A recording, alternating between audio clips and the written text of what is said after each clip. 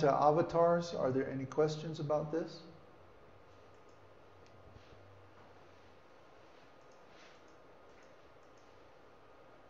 You set up a screen like that, and you click this little button, and everyone gets this sync. What's that? This little button. What does that do? Synchronize everyone. Oh, really? It doesn't synchronize automatically? No, because it's the screen resolutions and all that are just. Ah, They see the red pointing. I see. If you want exactly the same starting point. Then I click this thing, huh? Oh, now the mouse is working good. Look. Okay, no questions, then we'll go on. Huh? Questions? Check it there.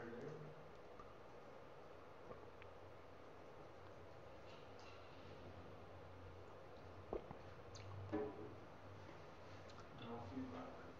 No questions. Okay, you're all self-realized. Okay, the next section deals with the avatars. There are different kinds of avatars. The guna avatars are Brahma, Vishnu, and Shiva, and they're in charge of the mode of goodness, the mode of passion, and the mode of ignorance, respectively. Now, then there's other groups of incarnations who appear at different intervals in the material world. And Lord Chaitanya has grouped those into Manvantar avatars, who are empowered living entities, or sometimes the Supreme Person himself, who act as Manu. Manu is the lawgiver, the original human being. He is the descendant, or the ancestor, rather, of all human beings.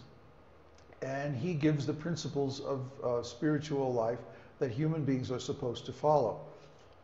So we see in the Vedas the Manu Samhita is full of the laws that govern human beings in society. Then there's the Yuga avatars. Yuga avatars appear in each age, in each Yuga, to establish the religious principles or Yuga Dharma. For example, in the age of Kali, it's Lord Chaitanya. In Dvapara Yuga, it's Lord Krishna. In Treta Yuga, it's Lord Ram. And in Satya Yuga, Narayana. These are Yuga avatars. And they give the yogic process or the Vedic process of sacrifice that's appropriate for the particular Yuga or historical age. Then there are incarnations of empowered living entities. This is a jiva, not the Supreme Lord directly, but he's been given some specific power by the Lord to perform a certain service for him. And the example, of course, is Parashuram. Parashuram or Vyasadeva. Vyasadeva was empowered to compile the Vedas. Parashuram was empowered to kick the rascal Kshatriyas out of India. And so they perform these services which are beyond the ability of any human being. Lord Jesus, for example, another Shaktavesh avatar. Of course, Shakti means power, and Avesha means the form. So when the power of God comes into human form, that's called Shaktyavesh. And finally, Leela avatars. Leela avatars are when God incarnates just to perform a pastime. Like Krishna in Gokula.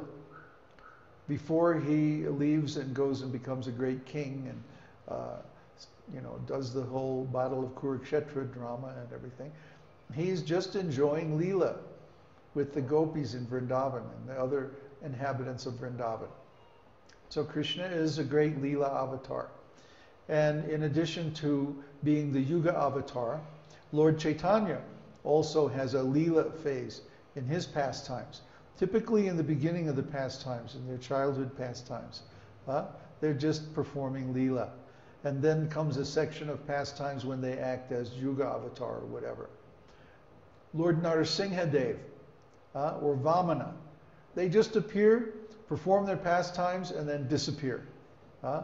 So these are Leela avatars. And they have no specific universal function except to encourage the living entities to come back to the spiritual world.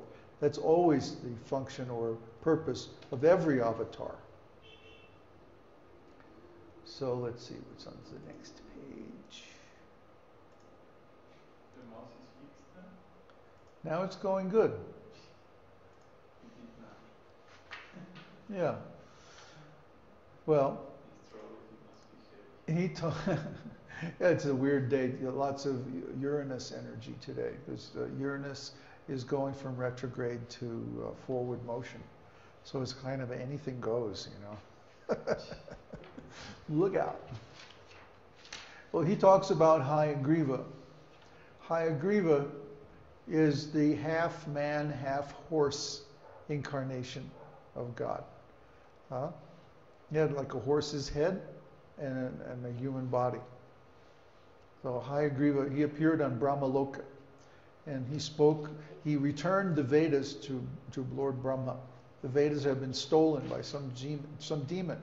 So he killed the demon and returned the Vedas. Hayagriva.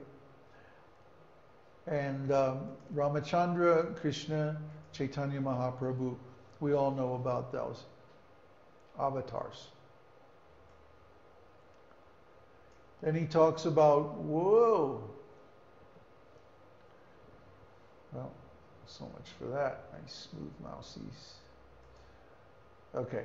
Then he talks about some famous Shaktavesh avatars. Brahma, I think we mentioned him. The 4 Kumaras. By the way, there's also a Kumara Sampradaya.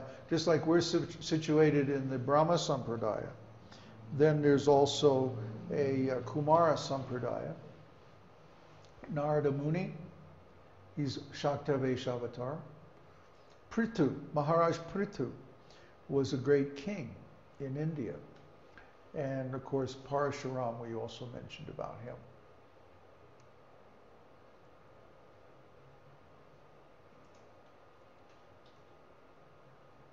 Oh, let's see.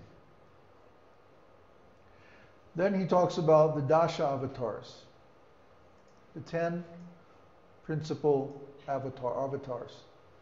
Now, why 10 avatars? There are millions of incarnations and expansions of the Lord, uncountable waves of them, a whole ocean of expansions of Krishna. So why do we talk about these particular 10? This has always been a question that nagged me, because I knew, there's this unlimited number of them. Why particularly 10? Well, they're the most prominent in our universe because they are planetary deities. It's their energy behind the grahas, the planets of Vedic astrology. And when these planets are active, then we get to see the different energies of the Lord manifesting through them. So, of course, those energies are manifesting in the material energy, so they're going to be a perverted reflection of the original pure spiritual qualities. But still, if we know which expansions of God are behind them, then again, when people have these planets active in their charts, we can engage them in the service of that aspect of God. You see how that works? In other words, let's say a person's going through Jupiter period. And in Jupiter period, they're going to have so many qualities that are derived from, Brihaspati is the greatest guru in the heavenly planets. And Indra is his disciple, the king of the demigods. And the avatar is Vamana. And in fact, these three are involved together in Vamana's pastimes. Vamana appears as Indra's younger brother. And Brihaspati is there advising Indra, because Indra wanted to get rid of Bali Maharaj. Bali Maharaj was the king of the demons. So he prayed for an incarnation. Indra couldn't defeat Bali Maharaj directly. So he went to his guru, Brihaspati, and said, how can I defeat Bali? Brihaspati said, pray for an incarnation of Vishnu. So he did, and then Vamana was born as the son of Diti, or Indra's mother. So Vamana went to Bali Maharaj and cheated him out of the whole universe. Very wonderful story. And by the way, in our podcast on Vishnu Sahasranam, 1,000 Names of Vishnu, we're going to tell the story of all these avatars, one by one. We don't have time to tell the whole story of each one of them in this class, but in Vishnu Sahasranam we do.